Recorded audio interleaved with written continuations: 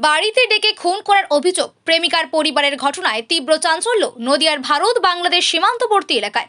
প্রেমিককে বাড়িতে ডেকে খুন করার অভিযোগ প্রেমিকার পরিবারের বিরুদ্ধে। ঘটনায় নদিয়ার কৃষ্ণগঞ্জের ভারত বাংলাদেশ সীমান্তবর্তী এলাকার গেদে হালদার পাড়ায় তীব্র চাঞ্চল্য ছড়িয়ে পড়েছে। পরিবারের তরফে দাবি করা হচ্ছে, গতকাল রাত্রিবেলায় সৌরভ হালদারকে তার প্রেমিকা গেদে এলাকার নিজের বাড়িতে ডাকে। তারপর আর সৌরভ বাড়ি ফেরেনি। সকালবেলায় তারা জানতে পারে তাদের ভাই প্রেমিকের বাড়িতেই পাশেই পড়ে রয়েছে। ঘটনাস্থলে পৌঁছায় কৃষ্ণগঞ্জ থানার পুলিশ। কৃষ্ণগঞ্জ থানার পুলিশ দেহটিকে তুলে নিয়ে আসে কৃষ্ণগঞ্জ গ্রামীণ হাসপাতালে। কর্তব্যরত চিকিৎসক সৌরভকে মৃত বলে ঘোষণা করে।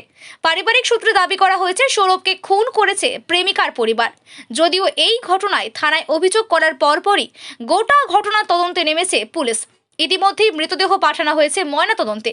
যদিও যতক্ষণ না পর্যন্ত ময়নাতদন্ত রিপোর্ট পুলিশের হাতে আসছে ততক্ষণ পর্যন্ত মৃত্যুর কারণ স্পষ্ট করতে পারছে না পুলিশ। অন্যদিকে পরিবারের অভিযোগের ভিত্তিতে খুনের ঘটনায় মূল অভিযুক্তকে এখনো গ্রেপ্তার করতে পারেনি পুলিশ। চলছে চিরুনি তল্লাশি। কাল রাত্রিবেলা অনুপ হালদারের মেয়ে ডেকেছিল যে আয় আমাদের বাড়িতে গিয়েছিল।